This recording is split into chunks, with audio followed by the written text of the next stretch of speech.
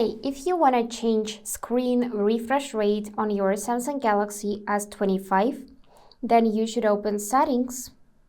And in Main Settings, you need to find Display tab. After that, scroll down and here find this tab, Motion Smoothness.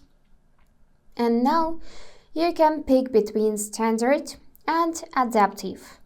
Standard is 60 Hz refresh rate and it will get you longer battery life, but not so smooth scrolling and animations.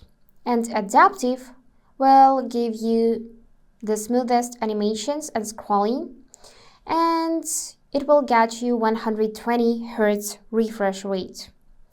But it will not prolong your battery life.